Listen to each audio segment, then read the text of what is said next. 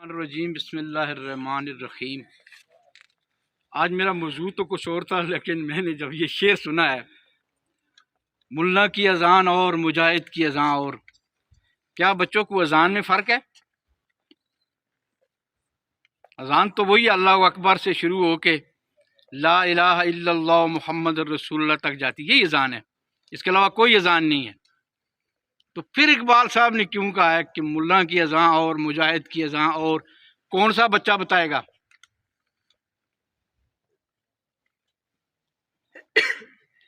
سنو بچوں، ایک ہوتا ہے بیانیہ جو ہم زبان سے بیان کرتے ہیں،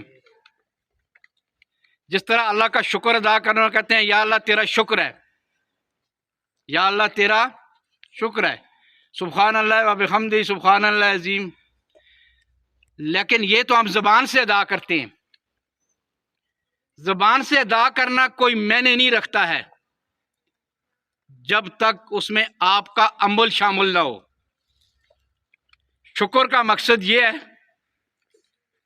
کہ آپ کو جو اللہ نے نعمت دی ہے اس کو آپ تقسیم کریں، یہ شکر ہے۔ صرف زبان سے کہہ دینا کوئی بات نہیں ہے۔ یہی بات ہے کہ ملا صرف زبان سے اللہ اکبر ادا کرتا ہے، لیکن اس کا جو عملی مظاہرہ ہے وہ مجاہد کرتا ہے۔ اس لیے اقبال صاحب نے کہا ہے ملا کی اذان اور مجاہد کی اذان اور۔ اسلام زبان سے ادا کرنے کے بعد عمل کا تقاضا کرتا ہے۔ اگر ہم بیان کرتے رہیں، تقاریر کرتے رہیں، یا اللہ فلاں کی مدد فرما، یا اللہ فلاں کی مدد فرما، یا اللہ فلاں کی حفاظت فرما، لیکن اس کے لیے ہم اسباب تلاش نہ کریں تو وہ بیکار ہے۔ کسی کو فتح کرنے کے لیے بستر میں لیٹ کر دعا نہیں کی جاتی، یا اللہ یہ علاقہ مجھے دے دے، یہ میرے مجاہدین کو کامیاب کرنے، اس کے لیے عملی میدان میں نکلنا پڑتا ہے۔ نبی مہربان صلی اللہ علیہ وسلم نے مسجد نبی میں بیٹھ کے یا گھر میں بیٹھ کے کبھی دعا نہیں کی تھی یا اللہ میری مدد فرما۔ جب وہ غزوہ کے میدان میں نکل جاتے تھے تو میدان میں نکل کر وہاں دعا فرماتے تھے کہ یا اللہ یہ تیرے ماننے والے تھوڑے سے ہیں، اگر آج یہ ختم ہو جائیں گے تو تیرا نام لیوا کوئی نہیں ہوگا۔ انہوں نے کبھی بھی مسجد نبی میں بیٹھ کے دعائیں نہیں کی ہیں۔ اقرار کے ساتھ، زبان سے بولنے کے ساتھ اگلا جو عمل ہوتا ہے وہ ہمارا عمل ہوتا ہے۔ اگر ہمارا عمل نہیں ہے، اس کا مطلب ہے ہم اپنے بیانیے پہ اپنا وقت ضائع کر رہے ہیں۔ یہ بیانیہ بیان کرنا کوئی چیز نہیں ہے۔ ملا صرف بیان کرتا ہے، مجاہد اس کو عملی جامہ پہناتا ہے۔ اس لیے اقبال صاحب نے کہا ہے کہ ملا کی اذان اور مجاہد کی اذان اور۔ اب میں اس موضوع پہ آتا ہوں۔ مجھے کل ایک ٹیچر نے بتایا ہے کہ 9th کے بچوں کو ایک مضمون دیا گیا تھا، مائی کنٹری، کسی ٹیسٹ میں، وہ بیٹھے ہوئے تھے، لکھ نہیں سکتے تھے۔ میرے بچوں، یہ جو my country, my province, my self اور ہمارے جتنے ہیروز ہیں، 9th تو بہت بڑی کلاس ہے، یہ 1 کلاس کے بچوں کو بھی آنا چاہیے۔ اب ہے کیا، ہم نے ہر ایسے کا، ہر مضمون کا خاکہ بنانا ہوتا ہے ذہن میں۔ سب سے پہلی بات یہ ہے کہ Pakistan is my mother homeland. یہ لفظ mother language, mother homeland, کہ یہ ہماری ماؤں کی زمین ہے۔ دوسری بات یہ ہے کہ اس کا آفیشیل نیم کیا ہے۔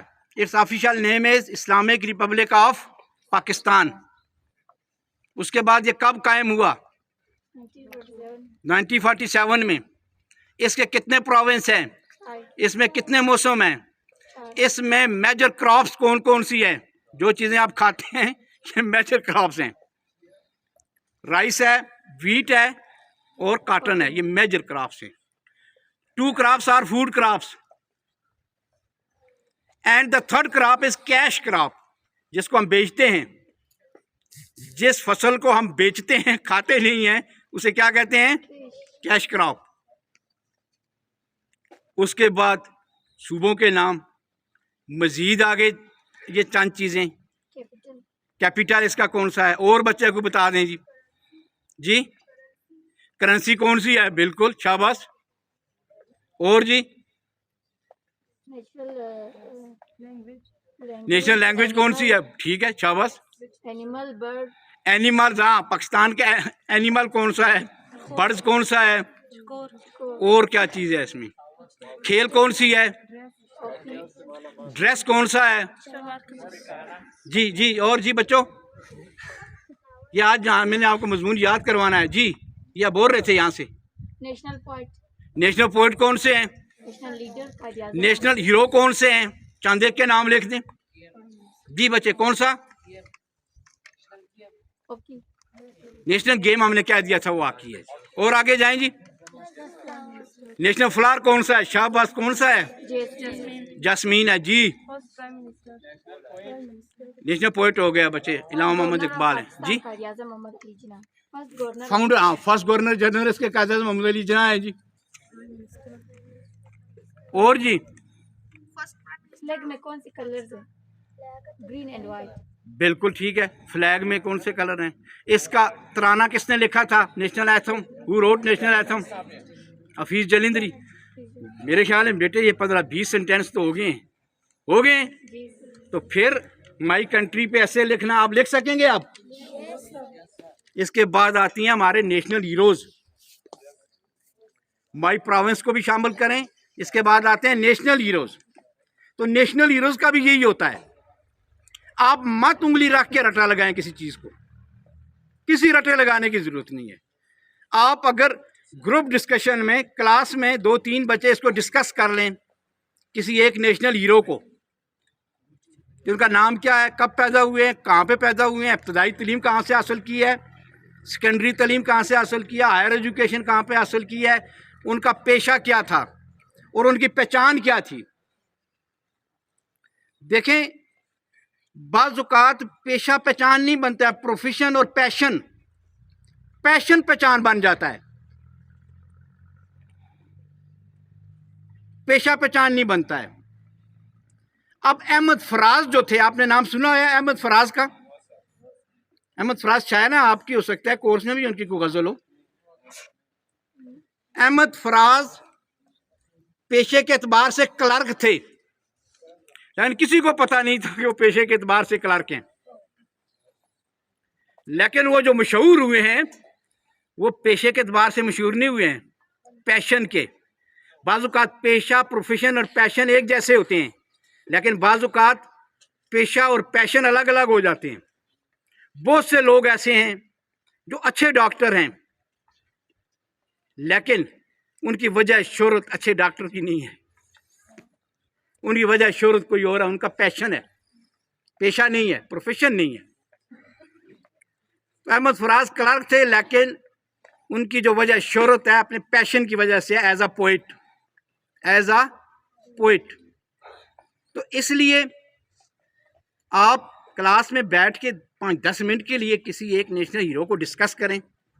انشاءاللہ اس کے بعد آپ جب کو بھی نیشنل ہیرو پہ لکھنا آ گیا تو آپ آسانی سے لکھیں گے. آپ کو رٹا لگانے کی کیا ضرورت ہے کہ آپ لفظ بلفظ رٹا لگائیں. آپ کو اردو میں آ جائے، وہ آپ کا دماغ ٹرانسلیٹر ہے، وہ آپ کی مدر لینگویج کو اردو میں بھی ٹرانسلیٹ کرتا ہے، انگلش میں بھی کرتا ہے اور عربک میں بھی کرتا ہے. بچے کے ذہن میں تو ہمیشہ مدر لینگویج ہوتی ہے، لیکن اس کا دماغ ٹرانسلیٹر ہے، وہ ٹرانسلیٹ کرتا ہے اسی کو اردو میں، اردو کو انگلش میں، اسی کو فارسی میں، اسی کو عربی میں. تو جب آپ کے ذہن میں ایک بات آ جائے گی، کسی نیشنل ہیرو کے بارے میں معلومات آ جائیں گی، ان کو کسی زبان میں لکھنا مشکل کام نہیں ہے. آپ 2 جملے ایک جملہ لکھیں گے، اگلا جملہ ذہن میں آ جائے گا، وہ جملہ لکھیں گے اس سے اگلا آ جائے گا، وہ لکھیں گے اس سے اگلا آ جائے گا.